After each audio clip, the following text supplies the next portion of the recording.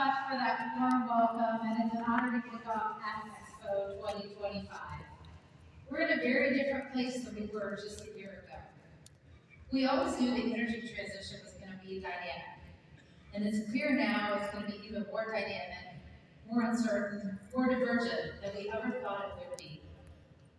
You might have noticed a lot has happened in the last year. Around this time last year, regulations were driving our industry towards a net zero future, and we were investing record dollars to meet those goals. At the same time, there were concerns about the investment required and the time needed to create infrastructure to support these emerging technologies. There were concerns about the capability improvements required to progress zero emission technologies, as well as the cost to customers to be able to adopt them. We were operating in a free trade environment. Since the election, we've seen a historic number of executive orders, and we're starting to understand how this administration's policies might impact our industry. There's proposals to reconsider or reevaluate EPA regulations, a natural uncertainty as this process takes shape. The incentives for battery electric vehicles offered through the IRA, used onshore manufacturing and help drive adoption, are back on the negotiating table. And tariffs are being used as trade policies and also impacting our businesses. So what does this mean for us today? It means there's more uncertainty than ever before about the role regulations, incentives, and trade policies will play for the future of our industry. Regulations may not drive us as quickly towards a net zero future. And we're continuing to invest billions of dollars to innovate and develop technologies that are cleaner, more advanced, and more efficient than ever before. So the question becomes, what's next? Where do we go from here? As an industry, do we slow down our investments in new technologies and product improvements? Or do we continue to innovate, invest, and ensure businesses have more efficient and better performing products, keeping the end game in mind? And if we do, how do we do this in a way that works for all of our businesses and our customers? Before we tackle those questions, let's look at how far we have come. The trucking industry is a key driver of the U.S. economy. The U.S. fleet market is a nearly $1 trillion industry, and last year, fleet carriers shipped 11 billion tons of freight across the U.S. roadways. Efficient movement of freight delivers critical goods to every industry and every household.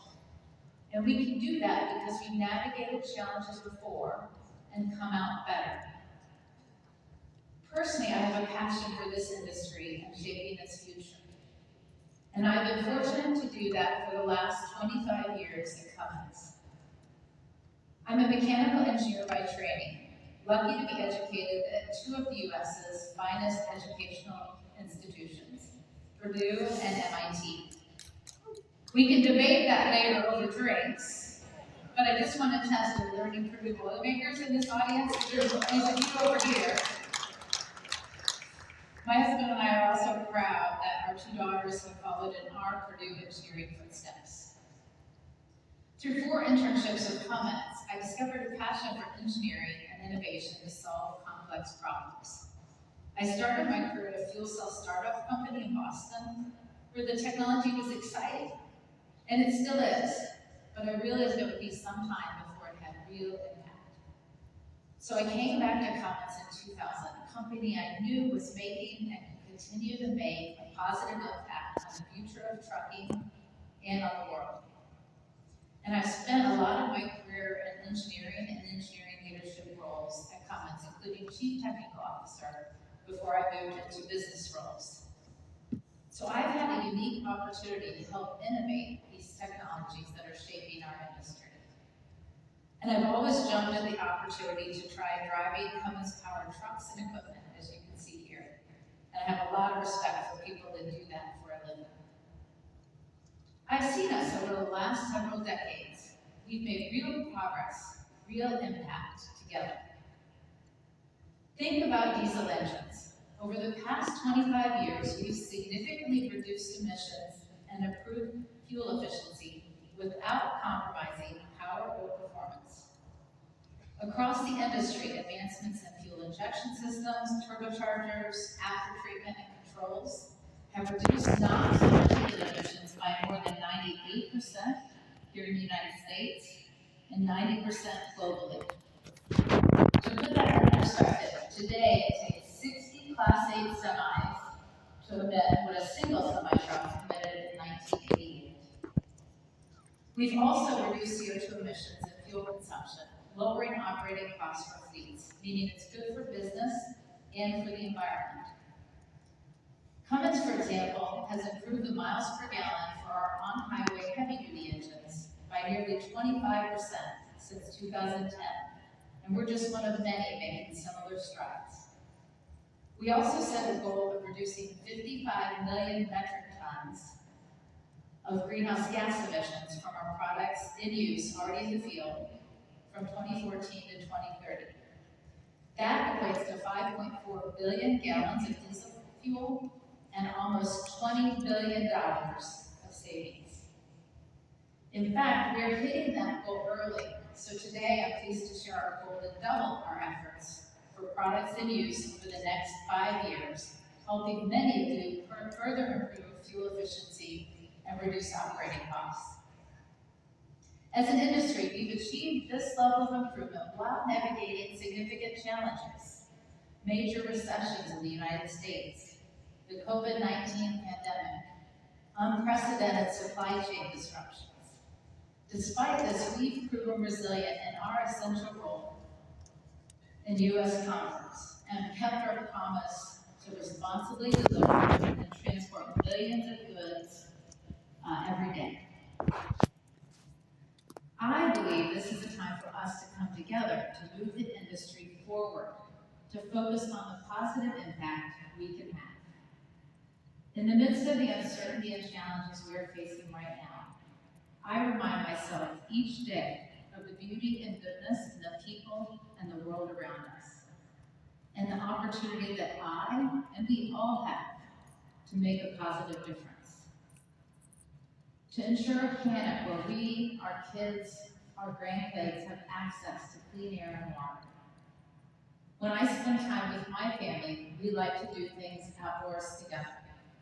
In fact, I missed ACT Expo last year because I was on a special vacation with my family to Iceland, which is an amazingly beautiful place, to celebrate my oldest daughter's graduation from Purdue.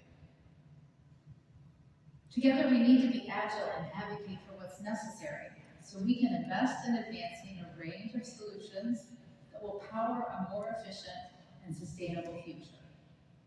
We need to strengthen our business while also bolstering American manufacturing, creating a thriving workforce, and successfully serving the role we play in the U.S. and global economy. We all play a role in powering a more prosperous world, and because no one can do it alone, let's focus on how we do this together. To do this, I believe there are 3 things that will be essential for our success. First, we need the right regulations. We need to set clear and challenging, but also achievable goals that drive innovation and allow the best technologies to compete and help meet the standards we set. We need certainty and time to meet them. Regulations that force the adoption of certain technologies may exclude some of the best solutions, and they may also overlook meaningful improvements in today's technologies. We don't want to let perfect be the enemy of good. Many power solutions and alternate fuel sources will be in the mix for a long time, including advanced diesel, biodiesel, natural gas, and hydrogen engines, as well as battery electric fuel cell and hybrid solutions, because no single solution will meet our broader goals. Fair and unbiased regulations enable businesses to invest in a diverse portfolio of technologies that drive innovation and give choice to nations' fleets. Second, we must consider a fuel or a power source's lifecycle emissions when making decisions about emissions reduction and nationwide standards. In other words, we shouldn't just think about tailpipe emissions. We need to consider the complete life cycle, including fuel production, transportation, and distribution. Doing so accounts for all the greenhouse gas emissions and simply makes sense. Many fleets have been pioneers in this space. PepsiCo, for example, has consistently taken a broad view through the energy transition. They're actively evaluating carbon intensity of every energy source, highlighting a range of solutions, including battery electric, biodiesel, and natural gas solutions, and partnering with key retailers to increase fuel and power availability. By looking at the complete life cycle more broadly, we can ensure policies and decisions accurately reflect the true environmental impact of different fuels and allow for innovative technologies and informed choices that minimize overall emissions. And third, we need to continue making innovative improvements in our technology offerings that will reduce greenhouse gas and improve fuel efficiency, allowing our customers to find the most efficient, cost-effective solutions for their business and application needs. When fleets consume less fuel, they save money. Improved fuel efficiency is also the biggest greenhouse gas emission savings opportunity in our industry in the near term. Many of you understand this.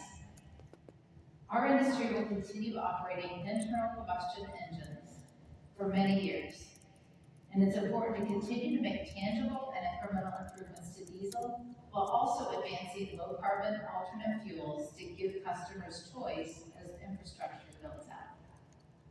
We've long celebrated fleets like UPS and WM, who have been some of the early adopters of natural gas, and their endorsement has provided other fleets the confidence to give it a shot.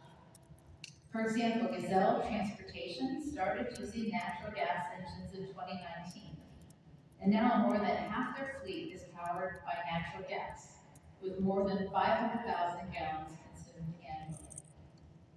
This enables them to reduce CO2 and NOx emissions and provides pricing stability in their second highest OpEx category. As we look to 2027, I'm proud of the improved fuel economy in Cummins' new X15, which will improve fuel economy by 4% in the base engine over our 2024 products, while greatly reducing NOx. It also delivers further powerful efficiency gains through powertrain optimization, leading connectivity and data capabilities that enables fleet managers to gain full visibility into vehicle health, fuel usage, and maintenance needs, and make data-driven decisions that lower costs and boost uptime. Hybrids may also be increasingly an important alternative, offering a balanced and pragmatic solution for trucking.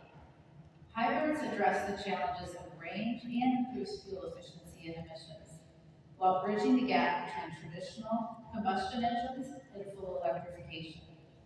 They can also help drive scale and reduce costs for batteries uniquely suited for our industry. Some of you, like me, may have personal experience with hybrid cars. They're quite great. And our industry continues to gain experience with hybrids and bus applications. And battery electric technologies are an essential part of the solution mix for reducing emissions and aligning with our sustainability goals. Lithium-ion battery price per kilowatt hour has dropped by more than 85% in the last decade. And we are starting to see an increasing number of economic cases for electric vehicle adoption in certain commercial vehicle applications. For example, Bluebird has delivered more than 2,500 school buses equipped with electric powertrains and estimates that more than 90% of school bus routes can now be served by electric buses. That said, we need to continue to innovate in this space to ensure total cost of ownership gets close to that of diesel and enable adoption. As you may have heard this morning from my colleague Brian Wilson, Cummins is partnering with PACCAR, Daimler Truck of North America, and EVE Energy to manufacture lithium iron phosphate battery cells for commercial vehicles right here in the U.S., advancing the future of electrification in North America. In conclusion, while we're currently in a period of vast uncertainty, my hope is that we can be unquestionably certain about one thing: our shared commitment to continue powering a more prosperous world, to moving forward together, because no one can do it alone. It's about one, advocating for regulations that foster innovation and investment across a broad range of technologies. Second, developing sustainable technologies that consider the full life cycle benefit of the fuel energy source. And third, offering our customers the most efficient, cost-effective solution for their business and application needs, while also improving greenhouse gas emissions and fuel efficiency along the way. Together, we can create a future that benefits business, the economy, and the environment, sustaining our industry for generations